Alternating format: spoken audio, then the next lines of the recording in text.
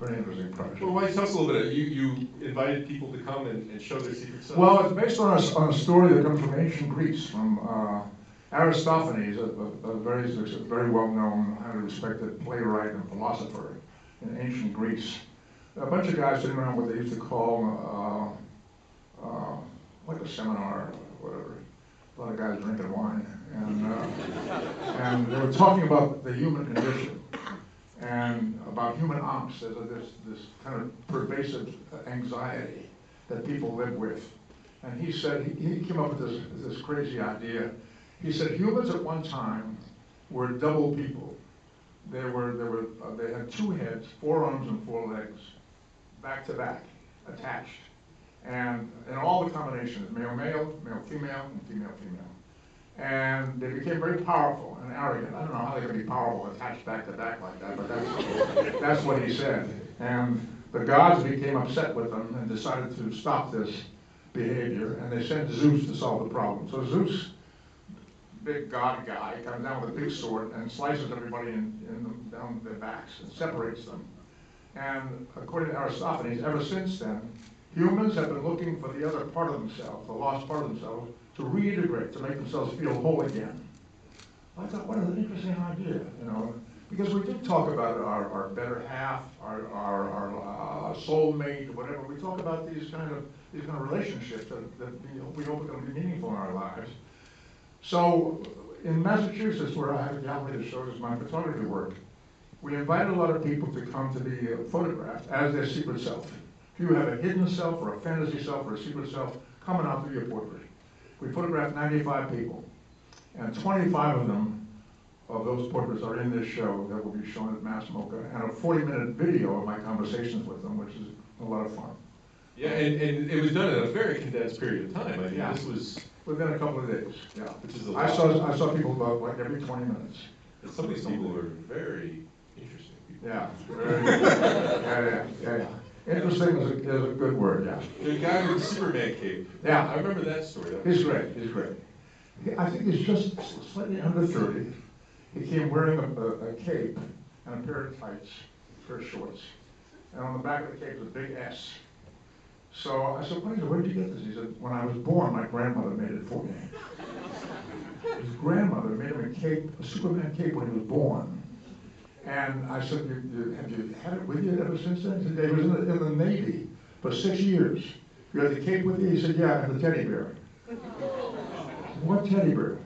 They gave me a teddy bear when I was a kid, and I've had it with me on the ship in my locker for 6 years, every place he went. So what's the story? He said, well, that's my secret life.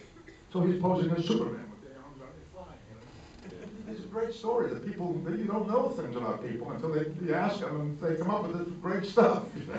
If he was on shore leave, I'll tell you, when he got back to the ship, a whole different life. That's right. Big change. That's right. Let's see what's in that locker. Yeah. As far as your photography, though, through the many years that you've been taking pictures for decades. Ever since I was about 12 or 13 years old, yeah. But if you look through those photos, there would probably be very, very few taken on the set, if I remember right. I only have one photograph that I took on the set. I think it's on my website. I'm not sure if it's on my website or not. No, I don't think it is, no. I was acting in a movie, a Western in Spain, 1971, a movie called Catlow with Yul Brynner.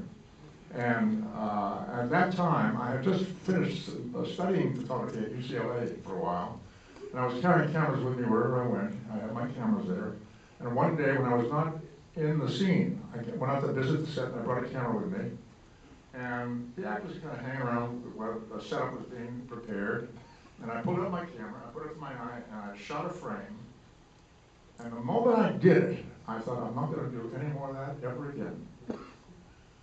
I realized, because being an actor in situations like that, in a set, and seeing somebody pull out a camera, not the set photographer, but some friend of the crew or some member of the crew, they don't do it. They don't do that. And the reason they don't do it is because it's like an invasion of your private time. When you're not in the set acting, you're just kind of hanging out, and maybe you're eating a hamburger, or maybe you're telling a joke, or maybe you're smoking a cigarette, or maybe you're whatever you're doing. That's not for public display. And I thought I'm invading these people's privacy. And I also discovered that, just as I would do, when somebody pulls out a camera, you tend to, like, oh, someone's gonna shoot a picture, so you tend to get ready for that, you know? Not right for me to do that, I felt. And I have that one photograph, you see Yul Brynner in the picture, and a whole bunch of other people, some of them looking at me, including Mr. Brynner. And I thought, I have taken their energy. I have stepped into their private territory. I never did that again. It's interesting, and it goes against the celebrity culture today. It's interesting to hear. Oh, boy. Wow. When we started shooting this last movie, within a couple of days, there were stolen photographs of guys in makeup, I think Zachary and maybe a couple of other people, on the internet in minutes. People with long lenses were finding out where the location was and getting to a spot where they could see the actor going from their trailer to the set and get a picture of them on the internet. So they created these, they call them Pope mobiles. They have these golf carts with black canvas all around, and they put you inside that to take you to the set, so people couldn't get a picture of it. Like Spock's casket all over again. Yeah.